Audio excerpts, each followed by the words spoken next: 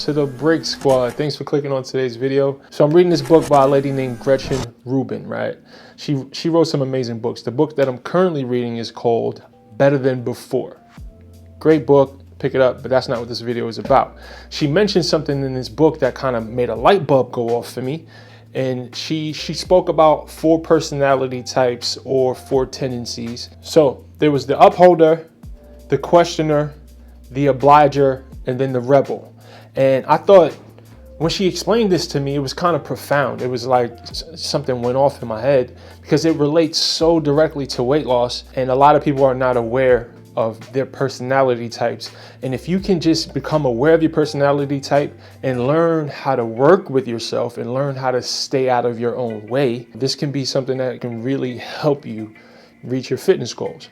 So I kind of want to take a moment to delve a little bit into these 4 personality types and give you some insight on how it can help you lose weight or gain muscle or whatever your goals are. With weight loss, it comes down to making the key adjustments around your schedule, around your lifestyle, around your family dynamic, your likes, your dislikes, your habits. You have to take into account all of these things and make sure that your approach or your plan caters to these different factors. And that's the hard part, which is why consistency is so important, which is why approaching things from a long-term view is very, very key. The first factor, right, aside from your family dynamic and your schedule and all these other things, the first and most important factor is you. Your tendencies, the type of person you are, the way you think, the way you process information, the way you execute. All of these factors are very important. And I think the 4 tendencies or the 4 personality profiles that Gretchen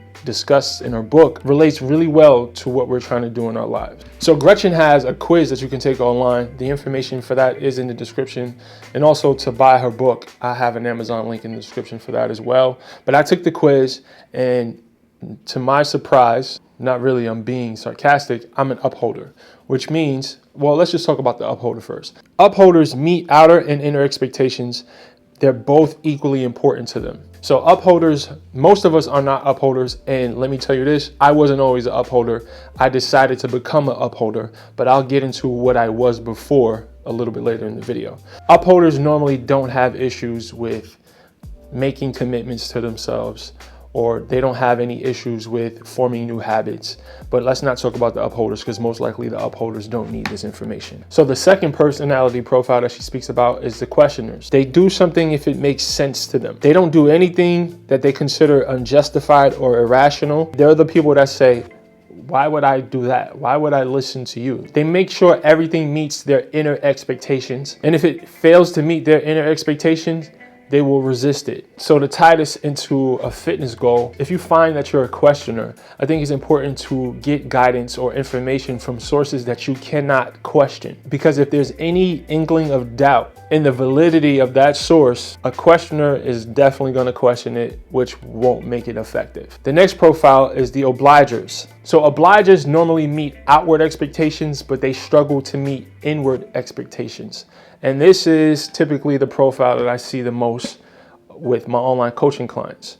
So for this group, accountability is super duper important. They will not keep promises to themselves, but if they have someone else involved, if they made a promise to someone else, if they have another party involved to add some accountability to the situation, it usually helps them stay on it or stay focused. If you identify yourself as an obliger, it's very, very important for you to seek coaching or a trainer.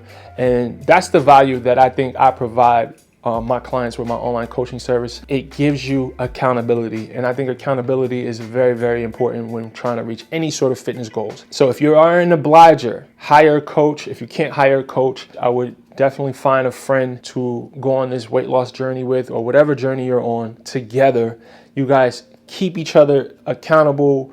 You make sure that you check each other, because that's the thing. You want to make sure you are teaming up with someone who is going to help you and not, encourage you to do something that gets you further away from your goals. Find a friend, find an online community, join a Facebook group, join some sort of weight loss support group, whatever the case may be. If you're an obliger, just make sure you have some external accountability in place that will help keep you focused. So the last profile that she speaks about is the rebels.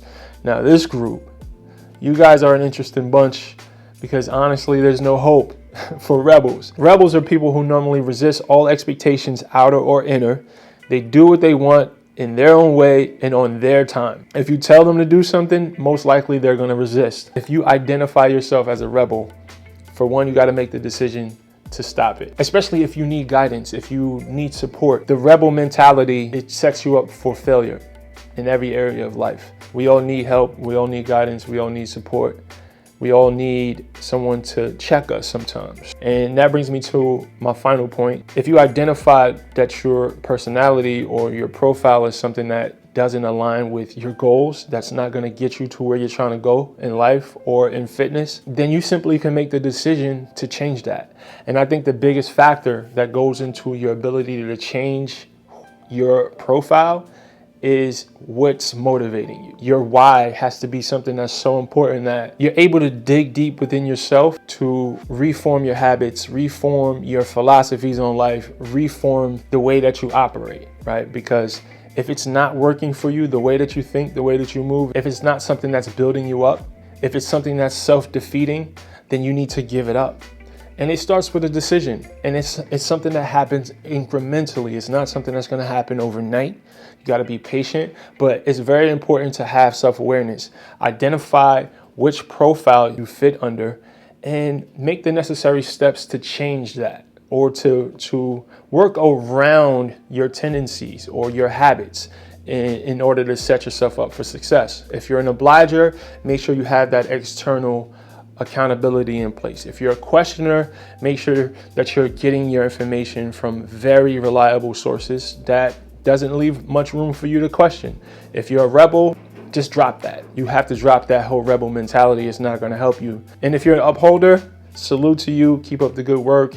Keep achieving, keep striving, keep reaching those goals. Please leave the video a big thumbs up. If you need information about online coaching, the links are in the description below. BrixFitness.com is a great resource. We have online coaching, like I just mentioned. We have fitness programs for beginners. I'm working on an at-home fitness program as well. But as always, I'm just trying to share the wellness with you guys. So get well and get money.